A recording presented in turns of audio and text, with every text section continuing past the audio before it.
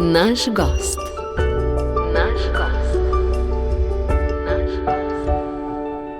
Stopili smo v novo leto in v mesec januar, ki mu pravimo tudi mesec verskega tiska. V zadnjih letih temu tisku ponavadi dodamo vsaj še splet, po večini pa tudi druge elektronske medije. V torek bomo praznovali tudi praznik Gospodovega razglašenja in zato se mi zdi, da se spodobi, da v tej smeri oblikujemo tudi današnjo oddajo Naš gost. In res sem vesel, da je danes z nami jezuit, pater Ivan Herceg, urednik slovenskega uredništva Radia Vatikan oziroma Vatikan News. Pater Ivan, najprej lepo pozdravljeni. Hvala za povabilo. Radio Vatikan, Vatikan News, kako je zdaj s tem? Od leta 2015, ko je reforma, je se združil Radio Vatikan, Osservatore Romano in je nastal Vatikan News. Razlika je, Vatikan News objavljamo na spletnih straneh, Radio Vatikan pa še vedno preko radijskih medijev. Tako, in verjetno bo tako ostalo vsaj še nekaj let. Torej, Vatikan News, Radio Vatikan in pa Vatikan Media, te so pa za neposredne prenose. Trije taki stebri, bi lahko rekli. Za nami je torej leto 2025.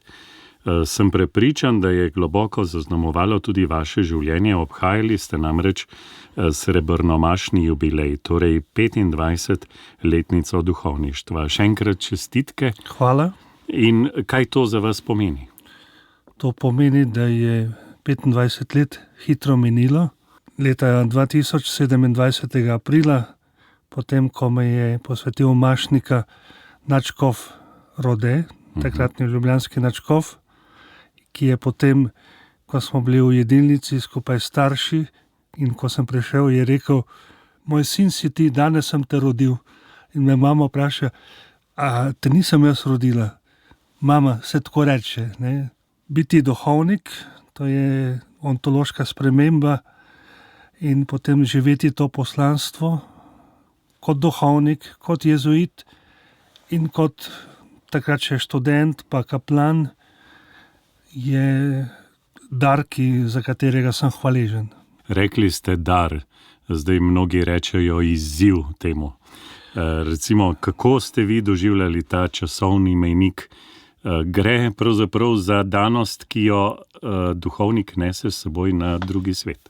Tako je, s tem, da jaz sem jezuit in sem že prej 10 let bil v formaciji, najprej v noviciatu, potem filozofijo, pa prakso, pa teologijo in tako naprej. Tako da za nas jezuite je najprej živeti kot redovnik, za obljube, biti povezan s Kristusom. Mašniško posvečenje je pa kot en prehod, en dar, kot sem prej rekel, ki je na poti te formacije, nikakor za bogoslovce kot en cilj, do katerega priti, da potem greš in postaneš kaplan ali pa župnik. Za nas je to kot še en način služenja. Dodaten. Ja. Ampak temelj je pravzaprav redovništvo. Temelj je redovništvo. Je bilo teh 25 vendarle tudi čas kakšnega premisleka ob pogledu nazaj, ali vas to čaka ob jubilejih redovniške poti?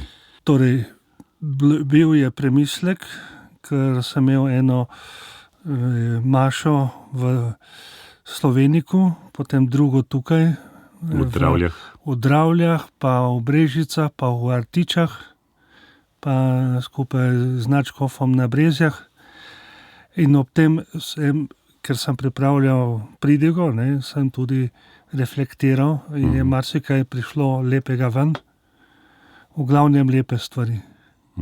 Pravijo, da ponavadi, ko govorijo z vami, da povejo kakšne krize, ki so bile, ki so spremenile. Torej, jaz sem duhovno rastel, duhovno šel naprej tako kot normalno, brez kakšnih hudih kriz, vsekakor pa zaupajoč Božjo previdnost, Božjo milost, bodi si kot duhovnik, bodi si kot jezuit, bodi si kot potem, ko so me poslali na Radio Vatikan kot medijski delavec. Sicer pa je bilo minulo leto neobičajno, saj smo bili priča recimo slovesu papeža Frančiška, potem izvolitvi papeža Leona. Ponavadi duhovniki, ko stopijo v 25. leto, nekako si vzamejo čas za ta razmislek. Vi ste bili sredi dela. Tako je, sem bil sredi dela, ker smo najprej spremljali papeža Frančiška, ki je bil v bolnišnici Gemelli, potem je bil ta njegov odhod res božja previdnost. Bog je hotel tako, da je bil na urbi et orbi, podal blagoslov, obiskal, torej po trgu svetega Petra navzoče in potem naslednje jutro umrl. Ne. To je zares tako lepo slovo. Potem smo pa pričakovali, kdo bo novi papež. Navadni ljudje si težko predstavljamo, pater Ivan Herceg, kaj taki dogodki pomenijo za eno tako uredništvo, kot je vaše, ki ga vodite, za vse tam zaposlene. Verjetno je to zelo veliko dela. Tako je veliko dela, je pa med temi dogodki so tudi pridige in podobne stvari, katere pa nam pomagajo tukaj v Sloveniji. Ko je urbi et orbi, bodi si za Božič, bodi si za Veliko noč, je tukaj brat Miran, ki prenaša za Radiotelevizijo Slovenija in on pripravi besedila. So pa še tudi drugi, ki nam pomagajo, predvsem pri papeških dokumentih. Danes je bila predstavljena poslanica za Svetovni dan miru. Bil je, poleg Aleša Mavarja, je bil tudi prevajalec, nadškof Zore, ki nam veliko pomaga. Ste veseli teh zunanjih sodelavcev? Zelo. Če zdaj nekako z časovne distance pogledamo na vse skupaj, se vam zdi, da se je način vodenja cerkve in tudi utripa, ki ga recimo v vašem uredništvu v Vatikanu beležite, kaj spremenil po tej menjavi na Svetem sedežu, ali boste rekli, da vsak papež ima en svoj pristop?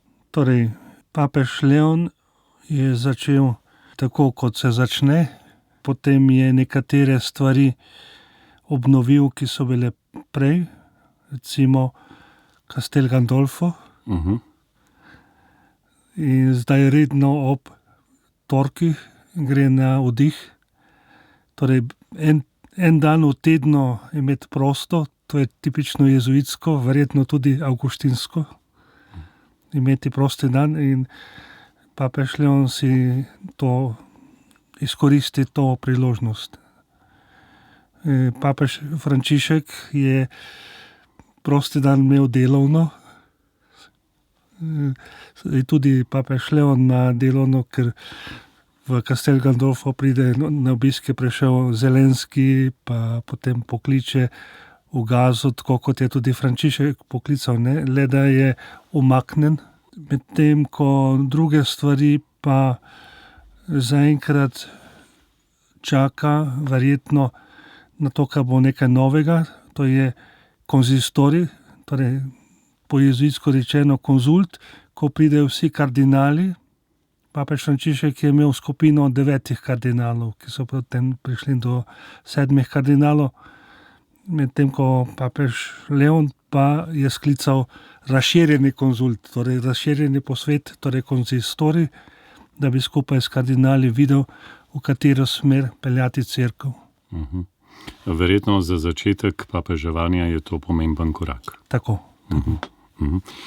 Če recimo od leta 2010, če sem prav razbral. Od 21. julija leta 2010. Vodite slovensko uredništvo Radio Vatikan. To je bila od takrat že druga izvolitev papeža.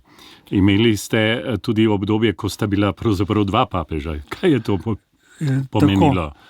Najprej je Benedikt odstopil, torej ni bilo tako postopek tak, kot je bil letos, ker je papež Frančišek umrl, in potem je kar nekaj stvari, ki se morajo odviti.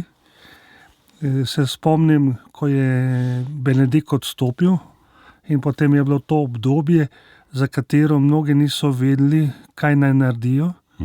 In takrat je bil pater Lombardi, Federico Lombardi je bil papežev, torej tiskovni predstavnik.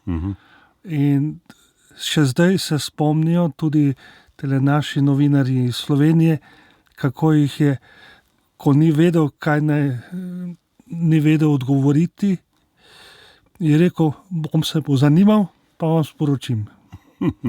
Ker se ni vedelo, ali bo treba papežev prstan od Benedikta uničiti ali ne, a kaj bojo z njim, potem kako bo z zaprtjem vrat v stanovanje v apostolski palači in tako naprej.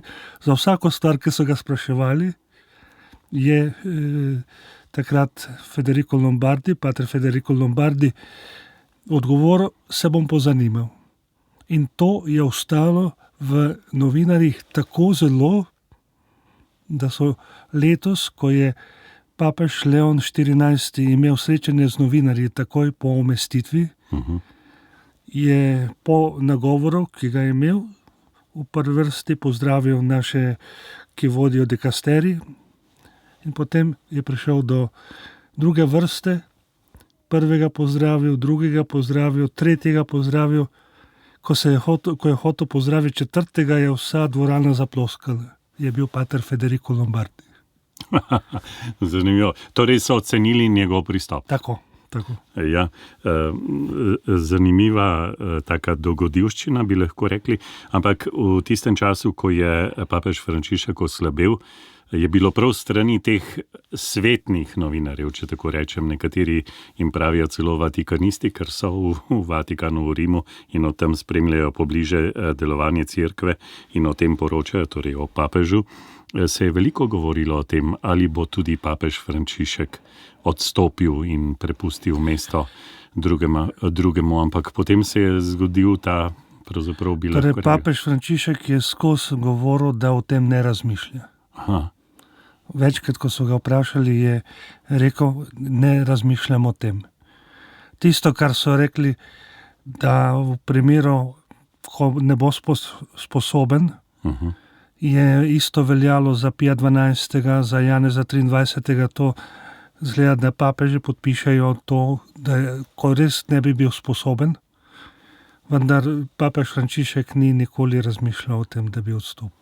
Tako, torej je šlo za, bi lahko rekli, medijsko predvidevanje ali pa medijsko iskanje pozornosti, ne pa resnično papež Frančišek ni o tem razmišljal. Pater Ivan Herceg, če našim poslušalkam, poslušalcem poveste, pod kakšnim pritiskom ste recimo v Vatikanu, ko ti svetni mediji recimo poročajo o kakšnem vidiku, za katerega potem pa vi veste, da ne drži. Pravzaprav, da gre za zbujanje pozornosti, da bi nekdo rad pridobil branost, recimo. Torej, v našem uredništvu smo to enkrat za vselej uredili, medtem ko na ravni dikasterija so za to drugi odgovorni.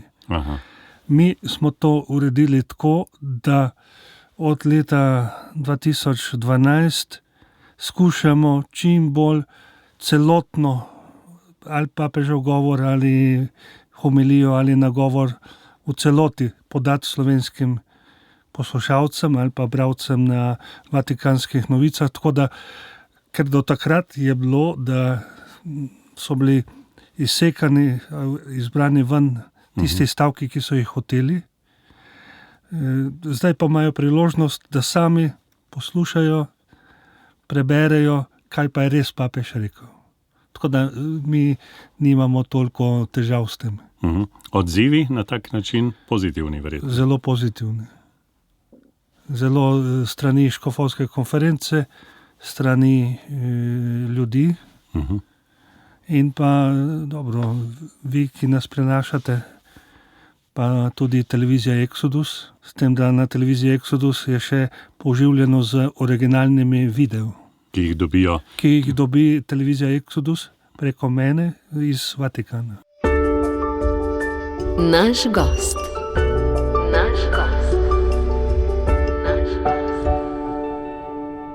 Naš gost v današnjem popoldnevu je jezuit pater Ivan Herceg, urednik slovenskega uredništva Radia Vatikan oziroma Vatikan News.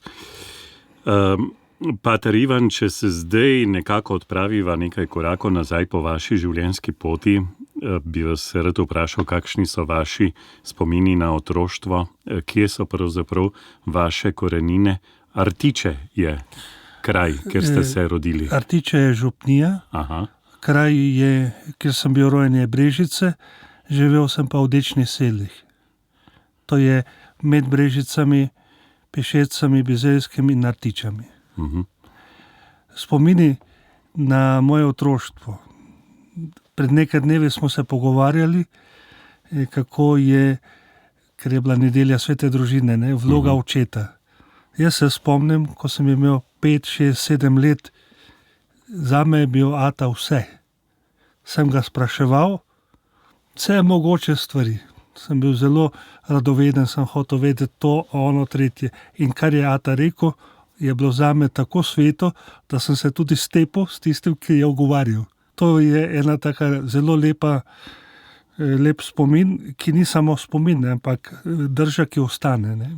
Ker v teh letih fant potrebuje očeta, ki zna na to odgovoriti. Potem drugi spomin, ko sem hodil v 7., 8. razred, ata je bil mizar, je imel mizarsko delavnico in je izdeloval panje in satnice za Medex Ljubljana, ki jih je pa moral potem sam peljati v Ljubljano s fičkotom, takrat, potem z golfom. In se je zgodilo en teden, da mu ni uspelo narediti. V petek zvečer, v soboto zjutraj je moral peljati, petek zvečer ni bilo nič, ni bilo še narejeno. Sem šel v delavnico, vso noč delal in zjutraj je bilo vse naloženo v avtu.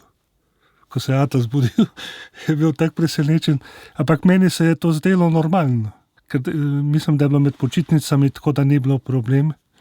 In sem prav, to so tudi na Novi maši so to omenili pa tako naprej, ker je pač ena drža, ki sem jo tudi od očeta dobil in je fino. Kar prejmeš, da potem ko drugemu se zgosti, da prestopiš pa narediš, koliko lahko. Kakšen je bil odziv očeta? Ni verjel, ste rekli. Ja, ni verjel, ja. Torej mama je prva, ki je odkrila. In je potem ata zbudila. Mečkeno je zamujal časovno, ker ni pričakoval, ni se pripravil, da bo, ampak potem je odpeljal v Ljubljano. Ste bili vi prvorojeni v vaši družini? Jaz sem najstarejši, nisem pa prvorojeni. Prvi rojeni je bil rojen in je na porodu umrl. Vsaj tako smo bili obveščeni, pa to, kar je bilo rečeno, možno, da je bilo tudi to, kar se zdaj dogaja, da odkrivajo, da je bil ukraden, Ampak verjetno mama je rekla, ko smo obiskali pokopališče v Brežicah, tam, kjer je bilo od bolnišnice, tukaj imamo angelčka. Potem za mano 2 leta za mano je prišla sestra Anita in 15 let za mano brat Martin. Torej smo 4, 3 živi, 1 angelček in ata pa mama sta pa tudi pokojna. Me zanima, a se je potem to spoštovanje do očeta nekako zrcalilo v tem, da vam je postal blizu les, ali je to bil pravzaprav en tak naraven korak, ker ste očeta od malih nog spremljali verjetno v delavnici? Ja, oče je hotel, da bom mizar ali pa mizarski tehnik, ampak moj poleg duhovnega poklica za duhovnika ali pa redovnika, ki sem ga čutil že od 13. leta starosti, sem hotel postati novinar. In v srednjo šolo sem hotel iti v Ljubljano na novinarsko in je ata rekel, ne, novinar pa ne, ker novinarje ubijajo. To je bilo v začetku 80. let. Tako da... Potem je bil kompromis lesarska. Kompromis je bil lesarska, ja. A pa ste že takrat pri 13 kaj povedali doma, kam vas vleče srce? Torej, nisem povedal doma, Mi je pa mama povedala, ko sem imel novo mašo, Aha. da ko je prvi umrl na porodu, sta z atom poromala na Brezje. Tisti dan ata je imel presekano križo in je na avtobusu stal. Ne? In ko sta prišla na Brezje, sta rekla, če bo drugi se rodil, je Marija tvoj. In to so mi povedali šele potem. Za novo mašo. Za novo mašo, ja. Tako da sem pa tudi osebni klic imel, ko sem bil star 13 let, ki je precej nenavaden, ampak Nam ga lahko zaupate. zdaj, ko gledam nazaj, ko sem šel mimo ene kapelce, sem začutil v srcu, pridi, boš duhovnik, pa ne samo duhovnik, ampak papež. In zdaj povezujem torej z službo pri Svetem očetu, torej službo Svetemu očetu, ker Radio Vatikan je glas papeža in cerkve v svetu. Ne? To povezujem s tem in to je bila taka gotovost, ki me je potem spremljala. Ne? Kako ste se potem srečali z jezuiti? To je verjetno še dodatna zgodba. Torej, kot jezuit imam svetovni rekord 13 dni od trenutka, ko sem se pojavil pri jezuitih, do trenutka, ko sem stopil k jezuitom. Ker jaz sem bil tako prepričan, da je to, sem šel v Dravlje in takrat je bil pater Svošak in sem rekel, sem prišel k vam, ostal bom z vami. Pater Svošak se je tako malo za glavo prijel, potem pa me je povabil, da sva hodila proti pokopališču, ker je drevored v Dravljah, ob novi in stari cerkvi. In je rekel, ja, ni provincijala, pride v nedeljo, torej vrhovni predstojnik. Ne? In potem doma sem že rekel, da sem šel. Ata je bil iz sebe, mama je bila vesela. In potem sem prišel domov in v nedeljo spet nazaj v Dravlje. In so naredili tole spraševanje, to 4 jezuiti izprašajo kandidata. In ko je bil 4., je bil pater Lojze Cvikl, ki je bil takrat župnik v Dravljah. In pater Lojze Cvikl je bil z družinami, se pogovarjal in je provincial prišel in ga takole z roko poklical, naj me sprašuje. To je name naredilo takšen vtis, takšne pokorščine. Samo na mik je prišel, se je pogovarjal z družinami, se je prišel in mene spraševal. In ko me je izprašal, je provincial rekel, zdaj pa pojdi v novo cerkev molit, pridemo za tam in ti povemo, kako in kaj. Nisem niti prišel v novo cerkev, je že za mano prišel provincial Lojze Bratina in pravi, v nedeljo pridi k Magdaleni. Pojma nisem imel, kaj je to Magdalena, ne? To je župnija v Mariboru, zraven pa je bil noviciat. En teden je minilo ko sem spoznal, oziroma 9 dni od trenutka, ko sem spoznal jezuite, do trenutka, ko sem 7. oktobra 1990 na Rožnovensko Mater Božjo sem vstopil v noviciat. Koliko let potem traja noviciat? Noviciat traja 2 leti. Po noviciatu sem prišel v Dravlje, 2 leti na teološki fakulteti s poudarkom na filozofskih predmetih, ker smo vedeli, da bomo potem nadaljevali v tujini ali v Frankfurtu ali v Rimu. Potem 2 leti mi pravimo temu magisterij, torej praksa. To sem opravil v Dravljah kot katehet, pa vodja ministrantov. Torej, zame je tudi to značilno, da sem od 7. leta starosti pa do trenutka, ko sem bil posvečen, sem bil ministrant. Potem so 3 leta teologije, ki sem jih opravil v Rimu, na Gregorjani. Živel pa v mednarodnem jezuitskem kolegiju, Al-Jezu, ki ga je ustanovil pater Arupe. Zame je to zelo lepa izkušnja, mednarodni kolegij. Sobratje so bili iz Severne Amerike, Južne Amerike, Afrike, Azije, Evrope, torej mednarodnost, pa tudi multikulturnost. Tako da sem za to zelo hvaležen. Verjetno vas je to okolje oblikovalo, tudi širše. Tudi tako. To bi si želel, da škofje vsakemu bogoslovcu ali pa duhovniku omogočijo, da je vsaj nekaj let v kakšnem takem mednarodnem okolju, ker to popolnoma odpre obzorje. Ne v smeri liberalizma, kot se morda bojijo škofje, ampak v smeri sprejemanja drugega, ne, pa različnosti, ki ni nujno, da je nasprotna, lahko samo različnost. Pater Ivan, me zanima, torej, takoj, ko ste končali srednjo šolo, ste se odločili in šli k jezuitom. Ko sem končal srednjo šolo, sem opravil vojaški rok. Aha. Bil sem v Puli, mornar, najprej priprava 3 mesece, ne, in potem prekomanda v Split. In veste, kaj sem počel? To, kar sem tudi v srednji šoli v dijaškem domu na Taboru, predvajal filme. Se je takrat rodila ta ideja, da bi delali tudi na medijskem področju? Ta ideja se je rodila že precej prej. Aha. V osnovni šoli Artiče je bil eden profesor za tehnično vzgojo, ne, ki je tudi snemal. Zopančice je pisal in ob njem sem se navdušil, bodisi za fotografijo, bodisi za snemanje, tako da sem si prešparal denar in sem si kupil Super 8 kamero, ko sem bil star 12-13 let in sem posnel nekaj filmov. Kaj so starši rekli na to?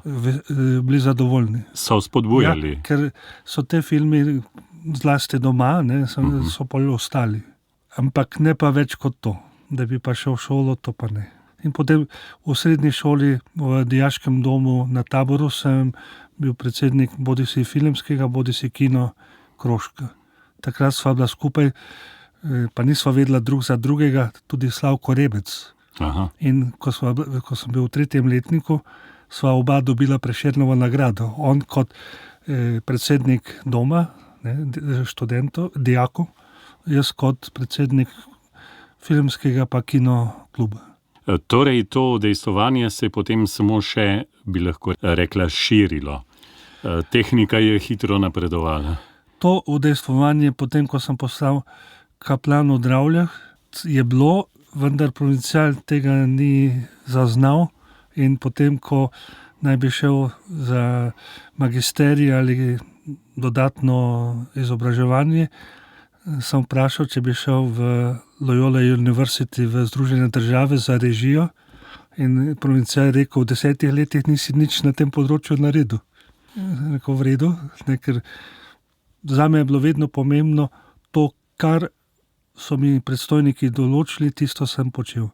Če sem bil v Dravljah kaplan, z mladimi, z ministranti, kateheze, maše, spovedovanje, to, ne.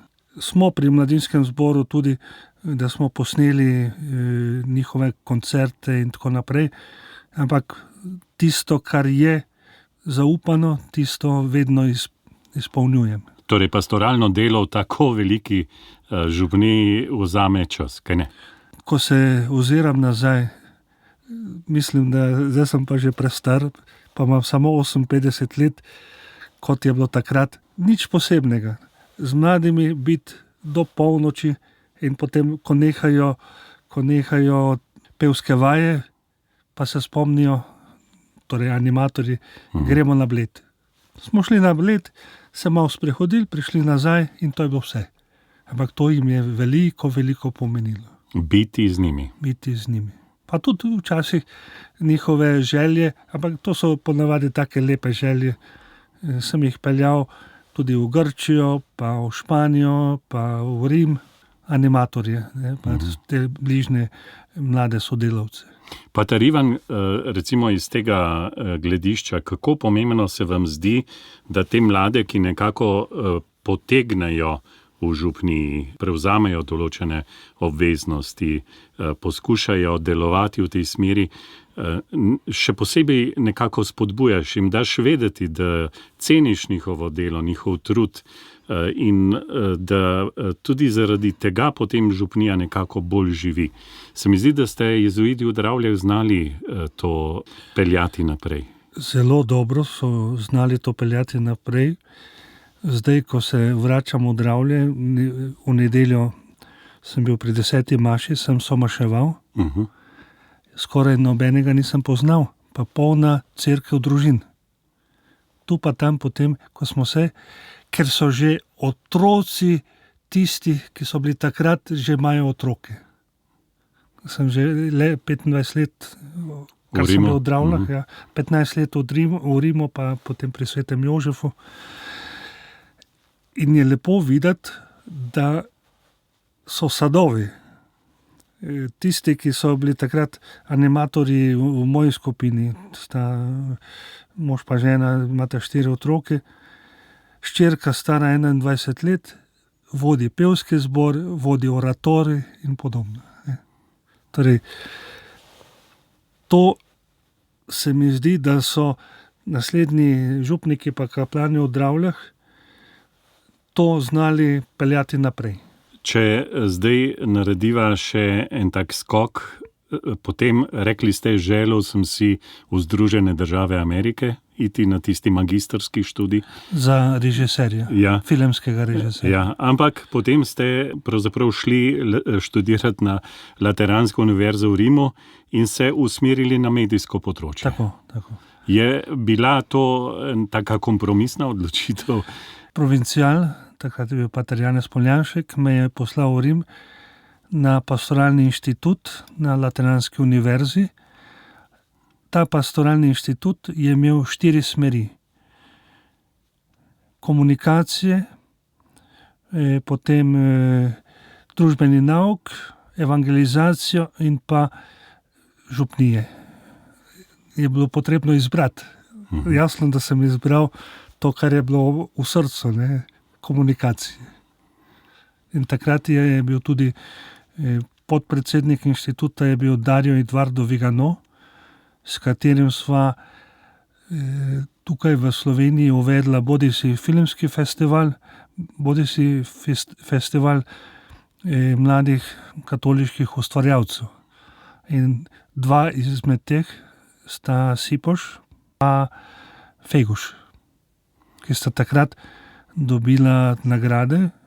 In takrat v žiriji je bil tudi Jože Možina, Jože Jagrič, Marjan Kokl, s katerim dosti sodelujejo, to je jezuitski pater, ki je, preden je stopil k jezuitom, režiral Škofjeloški pasijon.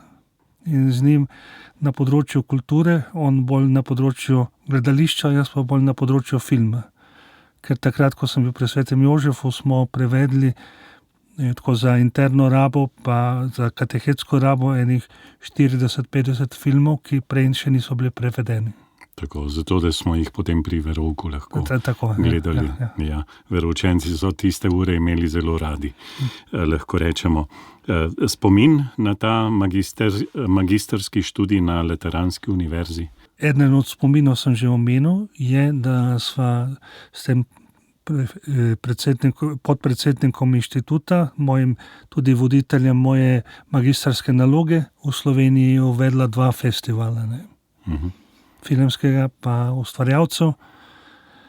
Za magistrsko nalogo pa sem napravil analizo simbolov v slovenskih filmih. Iz tega sem prišel do spoznanja, da v slovenskem filmu ni enega filma, razen Cvetje v jeseni, kjer bi bila družina, ata, mama, otroci pozitivno predstavljeni. Skoraj v vseh filmih je nekaj zafrustiranega, nekaj, kar ne gre. Tako da... Vam je dalo misliti, verjetno? To je bila moja analiza, ki sem jo opravil, tudi z fotogrami. Tako da se je za vprašati, kaj smo podpirali, kam je bil vložen denar, pa tako naprej. Ker gledati film potem te nazaj preuzgaja tako, kot je. In gledati slovenski film ni rečeno, da je slab, ampak z tega vidika, sporočilnega vidika zelo. Končali ste študij, leta 2009 ste dali slovesne zaobljube. Takrat je nastal tudi dokumentarni film ob 40. obletnici slovenske jezuitske province. Dali ste mu naslov Ogenj, ki prižiga druge ognje. Morda kakšen spomin na to snemanje ustvarjanja? Ogenj, ki prižiga druge ognje, je naslov dokumenta, ki je išel malo prej, ker je bila jezuitski kapitel, mi pravimo jezuitska kongregacija. In za obhajanje 40. obletnice slovenske province je provincial naročil, da pripravimo film, in v kulturnem društvu Obok smo se tega lotili. Najprej je bila tendenca, da bi si naprave pa kamere in to kupili, potem pa smo skupaj s Salezijanci, oni so ponudili enega snemalca, s katerim smo potem skupaj spremljali razne dogodke jezuitov, tudi v Rimu. Smo šli tudi v Rim. Montažerka pa je bila Kaja, ki je zdaj na dikasteriju za komunikacijo, prej na Radio Vatikan je bila v naši sekciji. Med izdelavo tega filma so lepi spomini, še zlasti tisto snemanje v Rimu, ki je bilo večkrat, ko so bile zaobljube patra Davida, in potem snemanje tudi v Bellarmino, to je jezuitski kolegij za duhovnike, ki študirajo magisterij ali pa doktorat. Tako, film je bil narejen in tudi po zaobljubah predstavljen v Dravljah. Takrat, 2009, smo iskali in komaj našli projektor Full HD, to je z HD resolucijo. Ampak v tem smo mečkino korak naprej bili, ne. Tako da tudi z tehničnega vidika, pa tudi z sporočilnega vidika. Zanimivo, ampak potem je sledil nov korak, imenovani ste bili za urednika slovenskega uredništva Radia Vatikan.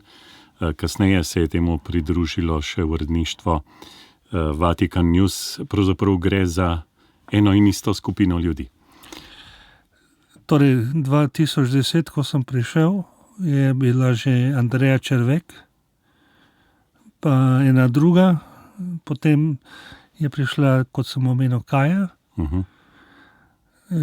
S časoma pa je se pridružila še Leonida Zamuda, tako da smo ekipa že kar nekaj let, tako da smo usklajeni, uigrani. Pa ne samo to, tudi obe oziroma vsi trije poznamo ves postopek, znamo vstopiti eden na mesto drugega, če kdo gre na dopust ali pa če je kakšna bolezen. Pa veliko tudi izkušenj na področju prevajanja, ker le v 10 letih, kljub temu, da je umetna inteligenca, le pride prav ta izkušnja 10 let. Še med časom papeža Frančiška, ne, smo poskušali vse njegove besede, ki jih je včasih izumljal, prevesti, in smo imeli ta slovar njegovih takih besed. Se spomnim, ko je bil papež v Latviji, je imel srečanje z duhovniki, redovnicami in tako, in je bil zraven en duhovnik. Papež je začel govoriti, najprej prvi stavek je prebral, potem je pa začel govoriti abrače, kot rečemo v Italiji, torej na pamet, prosto. Iz srca. Ja, iz srca. In tale duhovnik je obstal, ker ni znal povedati. In papež se je obrnil, prevedi. Ker so bili tele izrazi, ki posebni za papeža Frančiška, ne. To je pri vsakem papežu dobro sproti delati. Sproti, ne prevajati ali pa opisno, ali pa kako bi po domače rekel, ampak dejansko poiskati pravilen izraz, ki je primeren za Slovenijo, pa hkrati zvest temu, kar je on hotel povedati. Prej ste omenili, pater Ivan Herceg, umetno inteligenco. Nekateri so zelo proti, drugi jo zelo uporabljajo. Kako je s tem na Radio Vatikan, recimo? Torej, na Radio Vatikan si lahko pomagajo z prevajalnikom, ali Diplom, ali Googlom, ampak samo pomagajo. Ker le umetna inteligenca izbira to, kar najde. Kar je bila naučena, pravzaprav. Torej, tukaj gre za pobiranje informacij s tem, kar je že, plus da naj izbira to namesto tega. Ne? Tako da tukaj so uredniki nenadomestljivi. Tudi če je prevedeno ali pa torej kreirano ne, ker kreirati ne moremo z umetno inteligenco papeževih govorov, jih samo lahko prevajamo, ne pa obnavljamo po svoje.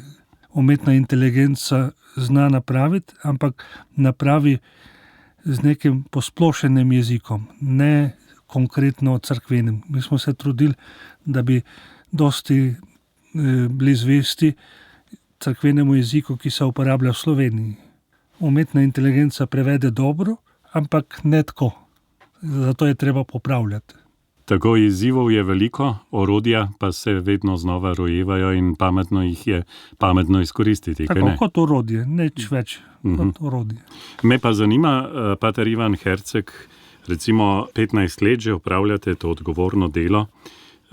Gre za leta, v katerih se je to področje medijev bliskovito razvijalo in se še razvija. Bog ve, kaj bo čez leto, 2 ali pa 3, recimo. Me pa zanima, recimo, kako vam je povezovati duhovništvo, redovništvo in to delovanje na področju medijev. Zdaj. Torej, trenutno sem odgovorni urednik na dikasteriju, torej Radio Vatikan, Vatikan News.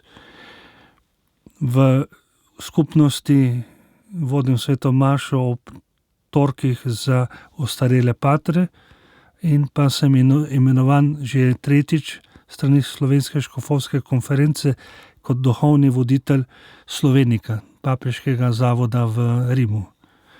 Po 15 letih to prepletanje je nekako samoumevno. Eno in drugo je pa potrebno pri vsaki stvari med disciplino, molitev, sveta maša, delo, duhovno vodstvo in pa tudi sprostitev. Ker v naši skupnosti sem tudi odgovoren za družabne večere, vsak četrtek, popolnoma neformalno srečanje, ki pa se ga radi udeležujejo prav zaradi tega, ker je tudi malo kulinarike, poljske, slovenske, azijske in tako naprej. Pa ob ponedeljkih imamo pa po novem tudi kino. Zanimivo. Ja. Morda poveva poslušalkam in poslušalcem, da ste namreč član mednarodne jezuitske skupnosti svetega Petra Canizija v Rimu, kjer ste tudi svetovalec med drugim, če to še velja. Še velja. In od tega je torej, ker gre spet za mednarodno skupnost, ste rekli, je kulinarika zelo različna. Tako. Kaj ta skupnost pravzaprav pomeni? Skupnost Petra Canizija je sedaj ta skupnost, ki je nastala iz skupnosti zgodovinarjev in se je imenovala skupnost Casa Scritori, hiša pisateljev. Medtem ko jezuiti, ki so delali na Radio Vatikan, pater Tucci, ki je potem postal generalni direktor, pa potem kardinal Tucci, so živeli v Vatikanu, v hiši, kjer jo je potem Janez Pavel II. Tja naselil sestre mater Eklezije, ki so molile za papeža, in potem, ko je odstopil papež Benedikt XVI, je tam v tej hiši stanoval. In ta skupnost se je imenovala skupnost Petra Canizija. Ko je prišla v to hišo, kjer so bili pisatelji, je počasi pisateljev bilo vedno manj, zgodovinarjev, in vedno več teh, ki so delali na Radio Vatikan. In se je zato preimenovala v skupnost Petra Canizija. Zdaj nas je tudi vedno manj na radiju, vedno več pa je tistih, ki delajo po različnih dikasterijih Svetega sedeža. Med njimi je tudi kardinal Černi, ki je prefekt dikasterija za celostni človeški razvoj. Potem je pater Robert Geisinger, ki je promotor pravičnosti oziroma državni tožilec Svetega sedeža, pa še drugi. Kako govorite? Recimo, omenili ste Nemca, Angleža, Amerikanca. V skupnosti je jezik, to je že od časa Svetega Ignacija, kraja. Torej Rim, Italija, italijanščina in jezik, uradni jezik v Vatikanu je italijanščina. Mi prihaja na misel, zdaj, ko ste omenili jezik, velikokrat, ko pridejo k papežu obiski iz Slovenije, vas lahko opazimo tudi kot prevajalca. Kako je prišlo do tega? Na začetku, ko je prišla Bratovškova, je bil v državnem tajništvu še takrat, zdaj pa nadškof, nunci Mitja Leskovar, tako da je on prvi. Ko je pa on odšel, so pa poiskali znotraj Svetega sedeža, ker je le v redu, da je nekdo, ki je, ko je začel delati za presego, imamo za presego, in so takrat poklicali, prvi je bil predsednik, mislim, da Cerar. Ja, leta hitro tečejo. Ja, leta tečejo, potem gospod Šarec, pa predsednica dvakrat, gospod Pahor, pa ultramaratonec Martin Strel. Katerega obiska se najbolj spominjate, verjetno tega športnika? Torej, najbolj se spominjam in mi je bilo najbolj všeč, ko je obiskal papeža predsednik Pahor. Ko je prišel, takrat sem malo zamujal, ampak sem še vedno pravočasno prišel, so že prihajali in sem papežu rekel, ja, predsednik zna italijansko, saj ni treba, da sem zraven. Papež rekel, ostani. In potem na začetku je začel v slovenščini, potem pa je počasi predsednik Pahor dobil pogum in je rekel, bom začel govoriti italijansko, pa bi vas prosil, ko ne bom kaj vedel, kakšne besede, če mi lahko poveste. Torej sem bil kot slovar tam odprt. V dvojni vlogi. In se je tako lepo razvil pogovor. Resnično, to je bil en lep pogovor. Večinoma so bili lepi pogovori, ker imam navado, da ko prevajam par besed, reče, jih takoj prevedem in potem odgovori, pa spet tako, da se vzpostavi dialog. Pater Ivan Herceg, ne bomo vprašal, o čem sta govorila, kar vas veže za obljuba molka. Tako, torej, to je etična tem? Skrivnost, nisem nobene prisege dajal, ampak jasno, da ni pošteno. Predsednik lahko pove, papež pa ne more povedati. Tako da bi pa jaz razlagal, kaj je res, kar je predsednika pa predsednica rekla, kaj je rekel papež, pa ne smem. Tako, ob koncu tega najinega pogovora, pater Ivan Herceg, mi prihaja na misel, kje vam uspeva nabirati moči po tem zelo raznolikem, napornem delu, verjetno delovnik. Čeprav prej ste rekli tisto staro modrost, ki jo nekako jezuiti ste osvojili, drži se reda in red bo držal tebe. Tako, eno je to, drugo pa je ostati zvest povezavi s Kristusom, biti ukoreninjen v Kristusu, vsakodnevno molitvijo, vsakodnevno darovanju svete maše, potem, če je mogoče tudi malo tišine, vsekakor vsako leto 8-dnevne duhovne vaje. Letos sem napravil duhovne vaje v Rimu, tako da sem poromal vse jezuitske kraje v Rimu, kjer je bil sveti Ignacij. To je trajalo 8 dni. Italijanski jezuiti so razvili eno aplikacijo, tako da v tistem kraju, kjer sem bil, naprimer v Lastorti, kjer se je začelo, tam, kjer je sveti Ignacij imel vizijo, v Rimu vam bom milostljiv, pa tudi je videl, kot da je nebeški oče sina povabil, naj da križ svetemu Ignaciju in pa da bo v Rimu milostljiv. Sem potem na tistem kraju, sem lahko na aplikaciji, tako kot se hodi po gorah, ne, štampilka, ampak ta je bila elektronska štampilka. Tako da sem opravil transverzalo, jezuitsko transverzalo v Rimu. Zanimiv način, en tak svež način duhovnih vaj, verjetno pa precej samorazmišljujoče. Dopoldan sem doma v sobi meditiral, prebral, potem pa sem opravil romanje, naslednji dan, tretji dan. Na koncu sem obiskal Sveta vrata, Mariji Snežni, torej Mariji Veliki, Svetem Pavlu, pri Svetem Petru pa nisem prišel na vrsto. Tako polno je bilo takrat in je še zdaj do 6. bo verjetno polno romarjev.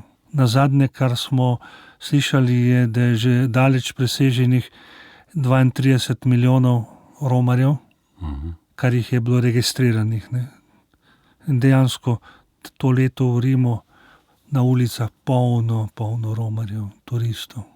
Me pa zanima, pater Ivan Herceg, znani ste po globokem zaupanju v priprošnjo nebeške Matere Marije. To je bilo tudi videti na samem srebrnomašnem jubileju, tudi v vašem nagovoru. Tako, je več dogodkov, enega sem omenil, izročitev mame in očeta mene, ki se bom rodil, Brezjanske Materi Božji. Drugo pa je v Rimu, kjer imamo jezuiti v cerkvi Jezusovega imena, kapelo, kjer je prvi kraj, ki ga je dobil sveti Ignacij, Marija v poti. In pri tej Mariji v poti, v tej kapeli, je bilo izprošenih ne samo zame, tudi za druge dosti milosti. Marija vam je torej blizu. Jo pogosto prosite za priprošnjo, recimo tudi v težkih zadevah, ko se je potrebno odločiti? Torej ne samo priprošnjo, tudi zahvala, pa tudi druge stvari. Torej sinovski odnos, ne, ni nujno samo fehtati, ne, prositi pa zahtevati, ampak tudi so drugi načini, kot imamo načine do staršev. Ne. Potem, ko smo starejši, jih toliko ne prosimo, ampak se jim zahvalimo pa izkažemo pozornost. Prej na začetku so me zelo nagovorile vaše besede, da je duhovništvo dar, tudi redovništvo čutite kot dar. Bom pa za konec vendarle rekel, se vam rišejo kakšni obrisi izzivov, ki vas čakajo v prihodnjih letih.